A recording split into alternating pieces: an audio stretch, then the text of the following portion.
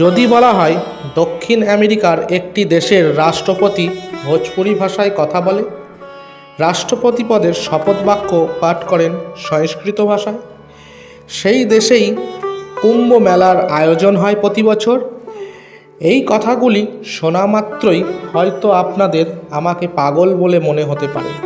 আপনাদের মনে হতেই পারে আমি হয়তো ভিডিওটিতে ভিউ বাড়ানোর জন্য মিথ্যা তথ্য পরিবেশন করছি। আবার আপনাদের এও মনে হতে পারে হয়তো আমি আপনাদের সাথে মজা করছি। কিন্তু না, আমি আপনাদের কাছে মিথ্যা তথ্য পরিবেশন করছি, না আপনাদের সাথে মজা করছি। আমি জানি আপনারা সত্য পছন্দ করেন।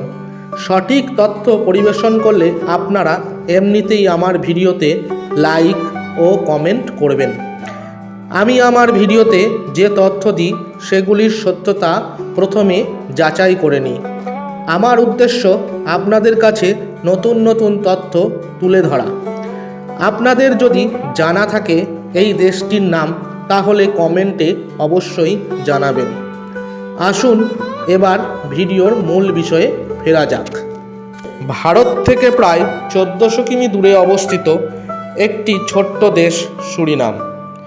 এই দেশের বর্তমান রাষ্ট্রপতি চন্দ্রিকা প্রসাদ সান্তোখি, যিনি তার শপথ বাক্য পাঠ করেছিলেন সংস্কৃত ভাষায়, তিনি কথা বলেন ভোজপুরি ভাষায়।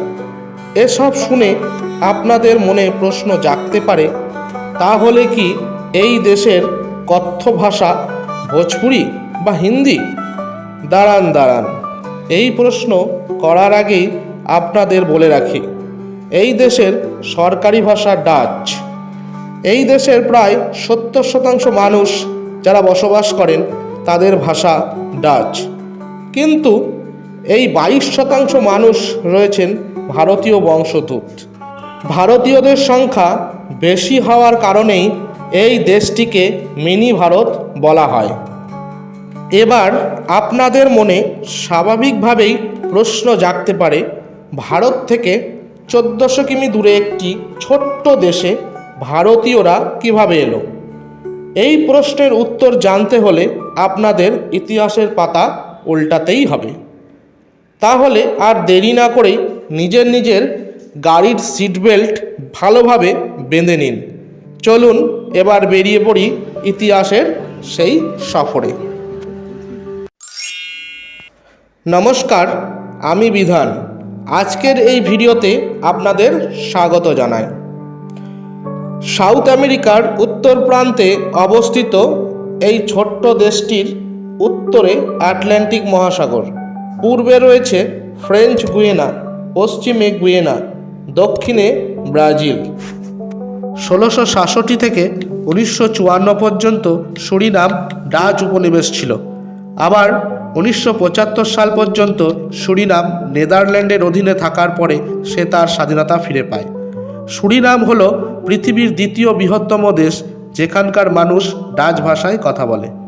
তবে হিন্দি হলো এখানকার দ্বিতীয় বৃহত্তম ভাষা। এখানকার অনেক মানুষ তাদের জীবিকা মাছ ধরে চালায়। এখানকার বেশিরভাগ মানুষ গরিব। এই দেশের জনতা $2 কম আয়ে তাদের জীবনযাপন করে। এই দেশ খনিজ সম্পদে ভরা। বক্সাইট ও সোনার জন্য এই দেশ বিখ্যাত। সুরিনামে বেশিরভাগ ভারতীয় উত্তর ভারত থেকে এসেছে। 1873 সালে বিহার ও উত্তরপ্রদেশের মানুষ এই দেশে গিয়ে বসবাস শুরু করে। প্রথম দিকে এই দেশে দাস প্রথা চালু থাকলেও পরে এই প্রথার বিলুপ্তি হয়। এর ফলে শ্রমিকের সংকট দেখা দেয়। এই সংকট মেটাতে সরকার চুক্তিভিত্তিতে মজদুরের জন্য ব্রিটিশ সরকারের সাথে চুক্তি করে। চুক্তি অনুসারে ব্রিটিশ সরকার ভারতীয়দের কাজের জন্য সুরিনামে পাঠাবে। তবে এতেও একটি সমস্যা দেখা দেয়। ভারতীয়রা প্রথম দিকে যেতে না চাইলেও ব্রিটিশরা ভারতীয়দের বলে যে সুরিনাম হলো ভগবান শ্রীরামের পুণ্যভূমি। এই কথা শুনে অনেকে যেতে রাজি হয়। 1978 সালে এই দেশে প্রথম ভারতীয় সংস্কৃতি কেন্দ্র খোলা হয়। এই দেশে বিভিন্ন ধর্মের মানুষ একসাথে বসবাস করে। সবচেয়ে বেশি সংখ্যায় রয়েছে খ্রিস্টান ধর্মের মানুষ। এদের সংখ্যা মোট জনসংখ্যার 48.4%। দ্বিতীয় বৃহত্তম ধর্ম হল হিন্দু। এদের সংখ্যা মোট জনসংখ্যার 22.3%। মুসলিম রয়েছে 13.9%।